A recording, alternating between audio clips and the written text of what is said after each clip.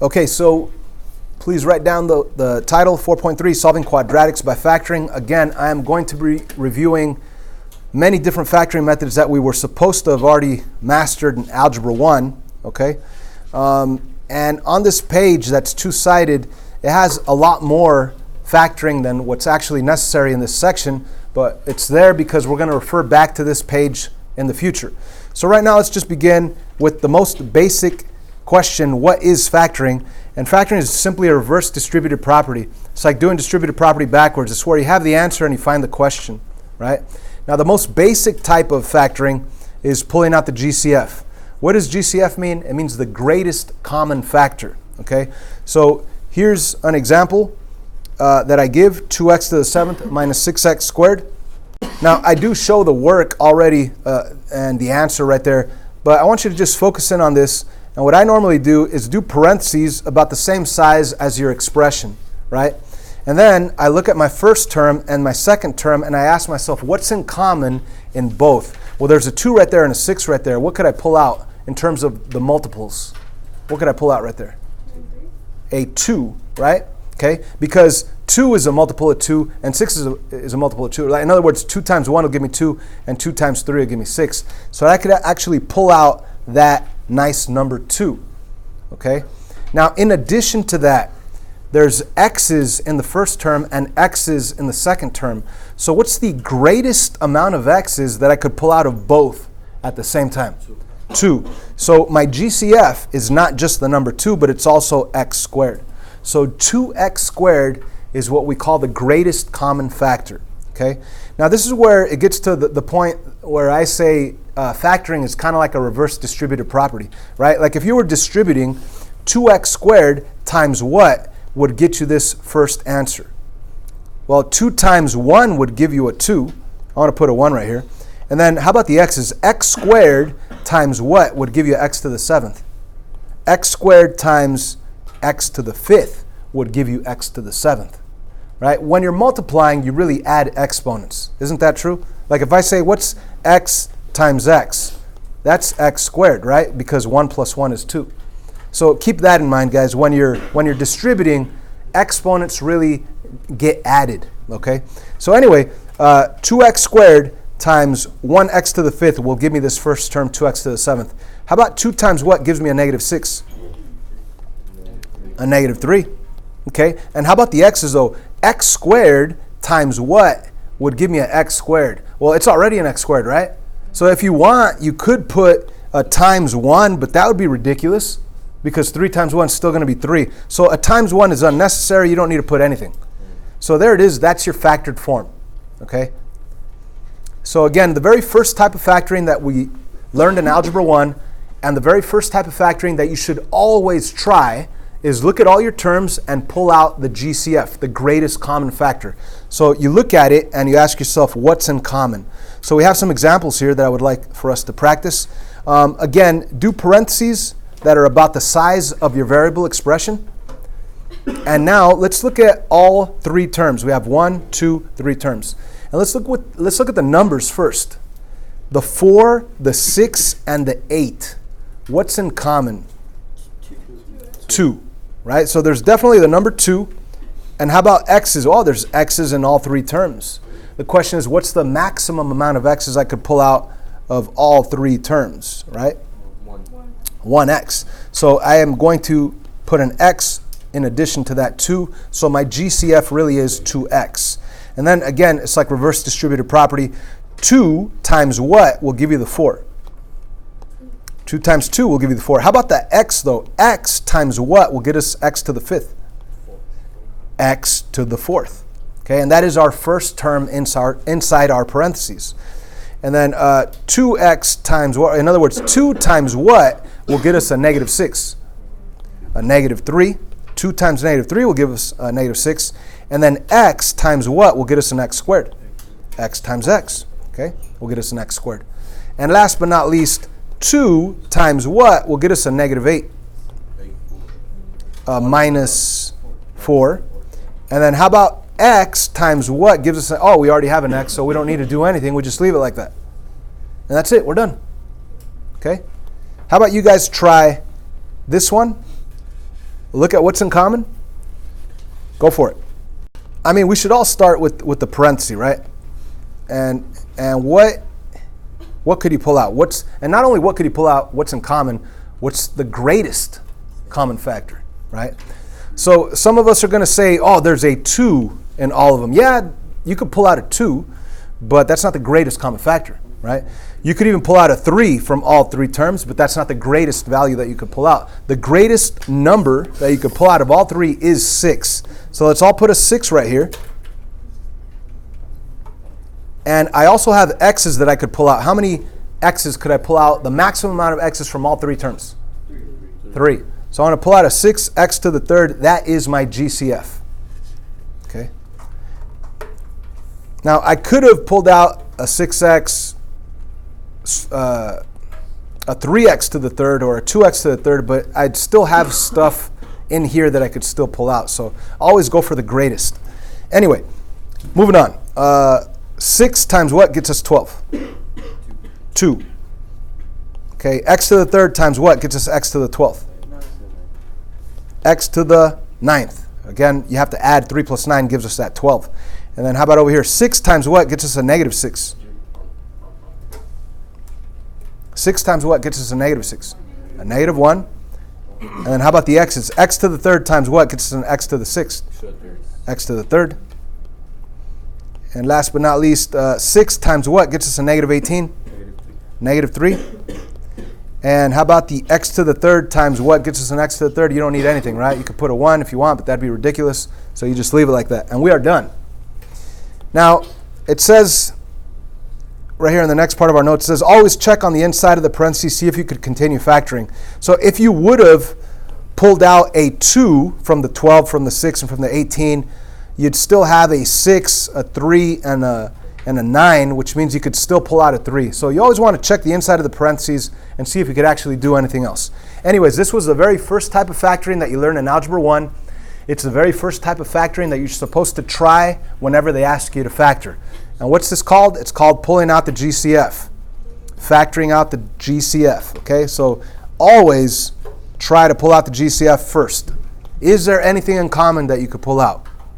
Anyway, the next type of factoring that we're going to review is factoring standard form quadratic trinomials and binomials when the a value is 1.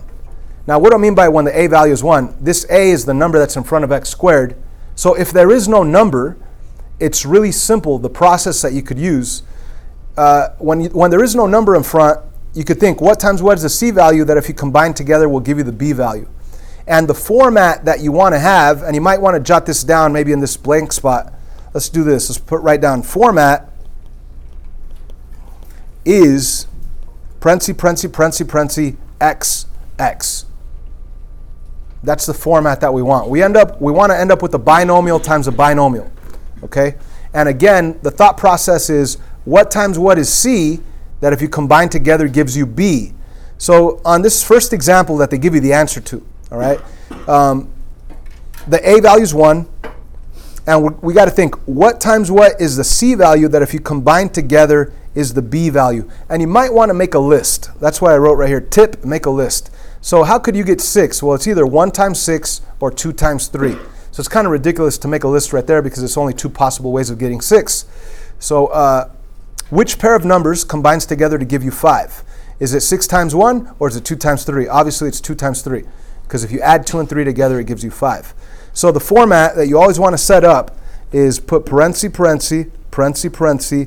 x, x, and then you think of the multiples of your c value. So it's either going to be 1 times 6 or 2 times 3. And then which pair of numbers combines together to give you the middle value b, which is 5. That's obviously going to be 2 and 3. So you put the 2 right there and the 3 right there, and you're done. Okay? This is all stuff that we should have already mastered in Algebra 1. It's just a review for you guys, right? Right here, what times what is negative 6? That if you combine together is negative 5? Well, that's a negative 6 times positive 1. That'll give you a negative 6. And if you add it together, it will give you a negative 5. What times what is the c value? Negative 81. That if you combine together, give you the b value, which there is no b value. So that'd be a positive 9 times a negative 9, right? So you always start with this format when you have a quadratic trinomial that they ask you to factor, where your a value is 1, you're going to start with that format. So everybody jump down to number 1. Let's start with that format right there. Binomial times not binomial, put x right there and an x right there. Now the reason why we're able to start these factoring problems with this always is because when I start distributing, x times x is x squared, right? Now if I actually had a 5 right here or a 6 or an 8, then I would not be able to set this up. Imagine that. If I had an 8 right here, well then it could be 8x times x, or it could be 4x times 2x to give me 8x squared, or it could be 2x times 4x, maybe it's switched, or maybe they're both negative. So it gets really weird when your a value is other than 1. So right now it's really easy because the a value is 1. Later on we'll learn a different factoring method, so when you have a number right here, we could use a different method. Anyway, right now, first thing to do is to think, what times what is my c value, that if I combine together is my b value, which in this case is 1. And the tip says to make a list. So I recommend making a list. Look at your c value, which is negative 12. How could you get negative 12? Let's just start with 1. Negative 1 times 12. Negative 2 times 6. Negative 3 times 4. And that's it. Those are the only possible ways of multiplying two numbers together to get negative 12, besides changing signs. All right? So which pair of numbers combines together to give you the middle value 1? Is it 12 and negative 1? No, that gives me 11. 6 and negative 2, when I combine that gives me 4. That's not 4. 4 and negative 3, that gives me 1. This is my winner. These are my pair of numbers that I want. Okay, so this is what I want. All I need to do is plug in those numbers right here. Now let's say you factored it and you're like, I'm not too sure if I factored it right. What could you do to double check? You could actually distribute x times x, get x squared. X times 4, you'll get 4x. Negative 3 times x, you get negative 3x. 4x and negative 3x will give you that middle value 1x. Negative 3 times positive 4 is negative 12. So you could actually distribute all the way through and see if it really does give you what you started with, all right? Just in case you wanted to double check if you have some time left over on a test. Anyway, again, whenever you have the a value of 1, it's really easy to do. You could jump right into your factored form format, put the x right there, the x right there, and what times what is the c value, which is negative 25, which if you combine together is the b value, which is not even there. The b value is 0. So what times what is negative 25 that if you combine together is 0? Negative 5 and positive 5. Done. Easy peasy, lemon squeezy. Simple as popping a pimple in a dimple. Oh, wait, what if what? Sorry. What if it's flipped? It's okay. So, good question. What if I wrote my answer like this? X plus 5 and x minus 5. It's okay. Whatever you want. Either way is acceptable. Okay? Number 3. Again, the a value is 1, which means we could set this up. Parenthesis, parenthesis, parenthesis, parenthesis, x, x. That's my factored form format when my a value is 1. So all I need to do is think, what times what is 32? That if I combine together is negative 18. Now, it's not easy to just do this in your head. That's why I say make a list. And just start with the number 1. 1 times what gives you 32? 1 times 32. How about 2 times what? 16. How about 3 times what? That doesn't work. How about 4 times what? 4 times 8. 5? Nope. 6? Nope. Okay, so there's only 3 possible ways. Make a list. That way it'll help you out. And then go back and combine. If I do 32 plus 1, do I get the b value, which is negative 18? No. Okay, so that's not it. How about 2 and 16? What does that give me if when I add them? It gives me 18. Now check this out, guys. The b value is 18, but it's negative. So that means I have the right number. I just have the wrong sign, which means I have the right numbers right here. I just have the wrong sign. So I just need to change the sign, and I'm good. Okay? So as long as you combine them and you get that middle value b, that's the pair of numbers you want. But then if you have the wrong sign, we'll just change both signs. So right here you end up with a minus 2 and a minus 16, and you're good. You factored it. What do you think? It's not that bad. Factoring quadratic trinomials or binomials when your a value is 1 is great. Why is it great? Because you could always set this format up. Parenthesis, parenthesis, parenthesis, parenthesis, x, x. That's only when the a value is 1. Because if it were like a 6, then it can't be x and x because x times x is not 6x squared. You'd have to have like a 6 and a 1 or a 3 and a 2 or a 2 and a 3. It gets weird. Bless you. Anyway, let's look at this next part. It says factoring completely. All right, so before we move on, recap. What are you always supposed to try first? Pull out the GCF. Next thing we learned, if you have a quadratic trinomial where your a value is 1, all you have to do is think what times what is a c value, that if you combine together is a b value, make a list, put those numbers right there into your format, you're done. Factoring completely, what does that mean? It says factor out something in common and then look at the inside of the parentheses and see if you could continue factoring using other factoring methods. So here is an example. If they ask us to factor, the first thing you should try to do is factor out the GCF. Oh, there's a 2 right there, a 2 right there, and there's a multiple of 2 in the 40, right? So you could pull out the number 2. And there's also x's, x's, x's. I could pull out an x. The greatest amount of x's I could pull out of all three terms is an x. So my GCF is 2x. Now, if you look at the inside right here, this is now a quadratic trinomial where our a value is 1. And that means that we could set this up, parenthesis, parenthesis, parenthesis, parenthesis, x and x, right? And then all you got to do is think, what times what is the c value, which is negative 20, that if I combine together, it gives me the b value. And you might want to make a list to help you out. Negative 1 times 20, negative 2 times 10, negative 3 doesn't work, negative 4 times 5, and that's about it. That's the only way to get negative 20 when you're multiplying two numbers besides changing signs. Anyway, which pair of numbers, when I combine 20 and negative 1, that gives me 19. That's not 19. When I combine 10 and negative 2, that's 8. That's not 8. Oh, 5 and negative 4, that gives me 1. This is my winner. And I don't have to change any signs. That's exactly what I want. So I'm going to plug in a minus 4 right there and a plus 5 right there.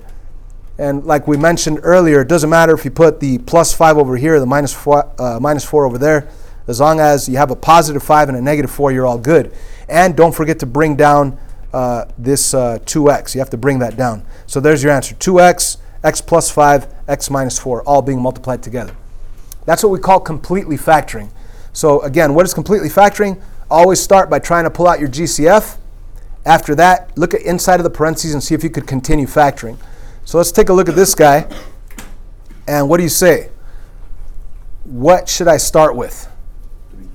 Pull out a 3. And how about, what's the maximum amount of x's I could also pull out? 3. Okay, so let's all begin by putting some parentheses down here that are about the same size as that variable expression that we need to factor. And we said we're going to pull out the number 3 and also a total of 3 x's. So 3x to the third is my GCF. And then you got to think reverse distributive property, right? If I were distributing 3 times what gives me 3? Well, 3 times 1. If you want, you can put the 1. You don't have to. X to the third times what will give me an x to the fifth? 2. So what am I going to say? X squared, right? And then 3 times what will give me a negative 21? A minus 7. And of course, x to the third times what will give me an x to the fourth? A regular x, that's right. That'll give me x to the fourth. And last but not least, 3 times what gives me a 36? Positive 12. And how about x to the third times what gives me an x to the third? Well, 1, but you don't need to put it, right? So there's my, that's me factoring out the GCF. Okay, now a lot of students say, I'm done. I factored out the GCF. But you need to look at the inside. And isn't the inside a quadratic trinomial where the a value is 1? So whenever you see that, you got to think, oh, well, I could set this factored form format, and hopefully I'm able to do it, right? We're going to think, what times what is our c value, which is positive 12, that if I combine together is my b value. And again, making a list might help us. It always helps me when I make a list. How could I get 12? Well, 1 times 12, 2 times 6, or 3 times 4. That's about it. So if I start combining 12 and 1, that's 13. That middle value is not 13. 6 and 2, that's 8. That middle value is not 8. 3 and 4, that's 7. That middle value is 7, but it's negative. I have the right numbers here. I just have the wrong signs, so I need to change the signs. So I'm going to make that a negative 3 and a negative 4. And now this is my pair of numbers that I want to plug in. So I want to put in that minus 3 right here, the minus 4 right there. Don't forget to bring down that original GCF that we pulled out.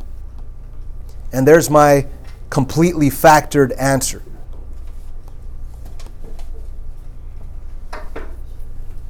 Fun stuff, right? I know. It's hard to believe that you guys are having this much fun and you're not paying any money, right? Let's move on. Okay. Move on to this last section that we're going to cover right now. Sorry. Factoring perfect square trinomials and binomials. All right. So if we look at number 2 right here, it says factor 25x squared minus 60x plus 36. Now, the a value is not 1. We love it when the a value is 1 because we could set up the parenthesis, xx. But right here it's 25. Now, this is a shortcut that might work. Now, what do I mean by a shortcut that might work? If you have a perfect square term in the front and a perfect square term in the back, you could try and square root both of them and then plug it into your answer format. Okay, that's what I explain up here in the notes right here. Okay, so if you have a perfect square term in the leading term and ending term, then maybe you have a perfect square quadratic trinomial or binomial, in which case you have to take the square root of each and plug it into your answer format. So on this guy, I did take the square root of 25x squared. And what's the square root of 25x squared? It's 5x. So that's where this 5x came from. And then 36, that's a perfect square term also. The square root of 36 is 6, and that's where the 6 came from. So again, the 5x came from square rooting the 25x squared, and the 6 came from square rooting the 36. Now, after that, you need to determine what symbols or what signs belong in here in between the 5x and the 6. Well, if it was a binomial to start with, then the middle term must have canceled out, which means one has to be positive, one has to be negative. Or not only that, the only way to get a negative 36 is a positive 6 times a negative 6. Okay. Now this next one, it's almost the same idea. We have a, well, let me stay with the same color. The square root of 25x squared, that gives us a 5x. The square root of 36, that gives us a 6. So you have a 5x and a 6 on both. But since your middle term is negative 60, the only way you're going to end up with a negative in the middle is if both of these guys are negative. Okay? That's how you're going to get a positive 36, negative 6 times negative 6, that's a positive 36. And when you combine the middle terms, the only way to get this negative is if both of these are negative. Okay? So the only way to get more comfortable with this is to see more examples and to practice more. So number 1, oh yeah, by the way, do me a favor, change number 2, change that 12x to a plus 12x. It was a minus, change to a plus. Okay, let's go back to number 1. Okay, so do I have a perfect square term right here in the front? Yes. So what's the square root of 4x squared? 2 with an x. All right, so we're going to put a 2 with an x as the beginning part of both binomials. Now, let's look at the last term. Is that a perfect square term? Yeah. What's the square root of 81? 9 right there, 9 right there. Now, the question is, what symbols belong right in here? 2 negatives, 2 positives, or 1 plus 1 minus? If it were 1 plus 1 minus, the middle term would eliminate. So right here, I need 2 negatives. Okay? So let's put both negatives right in there. A negative and a negative. Now, this is your factored form. And you know what? Just for the sake of multiple choice test, I've seen multiple choice answers rewrite this as parenthesis 2x minus 9 parenthesis squared. Okay? In my open response test, I like seeing this. But just to let you know, it's the same thing as writing your binomial and then squaring it. Okay? Either way is totally fine. I'm just letting you know, multiple choice tests, they usually write it like this. My test, you could leave it like this. But it's really the same thing. It's the same exact binomial written twice. So put the binomial and put the square up there. Okay, let's try this next one. And I changed it so we could have a different answer format. Not different answer format, but different answer with the signs. So what's my answer here going to be? 3x and 2. 3x and 2. How about those symbols? They both have to be positive. Simple as that. We square rooted 9x squared. That's how we got the 3x. We square rooted 4. That's how we got the 2. And then we think, how about those symbols? Well, in order for it to be a positive 4, the signs have to be either positive and positive or negative and negative. But since that middle term's positive, we want both of these to be positive. I hope this makes sense. I hope you remember this from Algebra 1. Number 3, do we have a perfect square term in the front, perfect square term in the back? No. So what do? Just give up? Or what's the first type of factoring I'm supposed to try? GCF, right? So is there something that I could pull out? I could definitely pull out a 2. Bless you. You can pull out a 2. You get it? A 2? All right, forget it. Yeah, that was a dumb joke. Okay, so let's pull out a 2. What would be left on the inside? 4x squared. What else? minus 9. Yes. So what do we have left on the inside of the parentheses? We have a perfect square binomial, which means that maybe I could do the square root of this guy and the square root of this guy and plug it into this factored format. So what's the square root of 4x squared? 2x. What's the square root of 9? 3. So we really have the 2x and a 3. How about those symbols in there? One has to be positive, one has to be negative. In order for you to get a negative 9 at the very end, it has to be a positive 3 times a negative 3. Not only that, if you want that middle term to not be there, to disappear, they have to cancel out, which means that one has to be a plus, one has to be a minus. Doesn't matter which one you put plus, which one you put minus, as long as they're opposite signs. And let's not forget about that GCF that we pulled out at the beginning. Okay, so we have covered several different factoring methods. The very first one is to pull out the GCF. Always try to pull out what's in common. It makes things easier. And then you look at the inside and you continue factoring. That's what we call completely factoring anyway. And then also we learn a different method where we have a standard form quadratic trinomial when your a value is 1. And that's beautiful because whenever your a value is 1 on a standard form quadratic trinomial, you're able to use this format and simply think what times what is the last number that if you combine together is a middle value, and just plug it right into here and you'll have your factored form. And last but not least, we also learned about having perfect square terms in the front and in the back. If you have a perfect square term in the front and a perfect square term in the back, you could square root them, plug in your answers into your factored form format, and you should be able to get your factored form. Now, this does not guarantee that it'll always work. Now, what do I mean by that? Like, what if I would have had 4x squared plus 10x plus 81? And you think, oh, I'm going to square root and I'm going to square root. But the thing is, if you did square root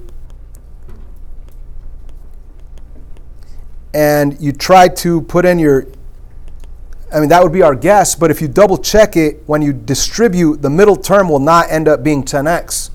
So you're supposed to check your answers. Just because you have a perfect square term in the front, perfect square term in the back, does not guarantee that it'll work. Anyway, let's move on. Now this second half, we're going to wait for a different day. Factoring by grouping, that's fun stuff, but it's too fun for right now. So we're going to hold off on that till a different day. But let's flip over the paper. Let's take a look at zero product property. All right, I know it's a lot. Zero product property. What does product mean? Multiplication. Property is a truth in math. All right. So zero product property is simply the truth in math when you're multiplying two numbers and you get 0 as an answer. So what is that truth? If you have something times something and the answer is 0, that means that the first something has to be 0 or the second something has to be 0. Maybe both of them are 0, right? One of these numbers has to be 0. So there's the zero product property. If A times B equals 0, then A could be 0 and B could be 0. Everybody agree with that? All right. Now, why do we want to know zero product property? Why is it important? Because it helps us solve quadratic equations. Now, imagine if I gave you this quadratic equation, x squared plus 4x minus 12 equals 0. And I told you, find me the answers that work right here. So like, is the answer 2? If I plug in a 2 right here and right here, when I do the math, will it give me 0? No, it won't, right? How could we find the answer? If you had a graphing calculator, you could plug in this quadratic trinomial, you could graph it, and you could see where it crosses the x-axis, and those would be your answers, right? But we don't have graphing calculators right now. Right now we know how to factor. So if you have a quadratic trinomial where the a value is 1, you set up your factored form format, parenthesis, parenthesis, parenthesis, parenthesis. You put your x and your x, and you simply think, what times what is the c value, negative 12, that if you combine together is the b value 4. You might want to make a list. How could you make the list for negative 12? You just go negative 1 times 12, negative 2 times 6, negative 3 times 4. Which pair of numbers combines together to give you the middle value 4? That's 6 and negative 2. So you put the 6 right there, the negative 2 right there, and voila, we have factored. Now, why would I even factor, right? Why would I factor? Because I now end up with something times something equals 0. And because of the zero product property, I could take this first something and set it equal to 0, and take the second something and set it equal to 0. So because of the zero product property, I could take a complicated looking equation and split it to two simple equations. And when you solve the x plus 6 equals 0, your answer is negative 6. When you solve the x minus 2 equals 0, your answer is 2. So you get two answers, negative 6 and 2. If I were to have graphed this parabola with a graphing calculator, it would cross the x-axis at negative 6 and also at 2, just to let you know. So zero product property is great because when you have a quadratic trinomial, you're going to be able to factor it and then split it because of zero product property and then solve it to get your two simple answers.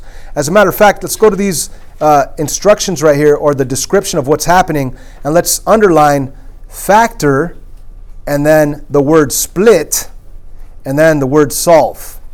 Okay, factor, split, and solve. Those are the three words that I want you to remember when solving quadratic equations. Are you able to factor it? If you're able to factor it, that means you'll have something times something equals 0. And if you're able to factor it, you'll be able to split it, and then you'll be able to solve them and get your two simple answers. So let's practice right here. Number 1, my a value is 1. That's great. Why is it great? Because I could jump right into this factored format. Put an x right there and an x right there. What times what is the c value, negative 24, that if I combine together gives me the b value, which is 2. Let's make a list. How could I get negative 24? Negative 1 times 24, negative 2 times 12, negative 3 times 8, negative 4 times 6, negative 5 doesn't work. Those are all the possible ways of multiplying two numbers together to give me negative 24 besides changing the signs. So which pair of numbers would combine together to give me 2? Well, if I go right here, 24 take away 1, that's 23. That's not 23. 12 and negative 2, that's 10. That's not 10. 8 and negative 3, that's 5. That's not 5. 6 and negative 4, that's 2. I don't have to change any signs. 6 minus 4 is 2. So this is my pair of numbers that I want. That's what I'm plugging in. A minus 4 right there and a plus 6 right there. So I have factored. Now what am I going to do? I'm going to split it, and then I'm going to solve it. Remember, zero product property says if I have something times something and it equals 0, the first something could be 0, or the second something could also be 0. So let's solve both of them. One answer is going to be x equals 4. The other answer is going to be x equals negative 6. Ta-da! How did I get x equals 4? I'm sorry, I didn't show my work. I should have gone plus 4 here, plus 4 here. So the x comes down, the 4 comes down, x equals 4 is my answer. Again, over here also minus 6, cancels out, x comes down, 0 take away 6 is negative 6. So you get those two answers.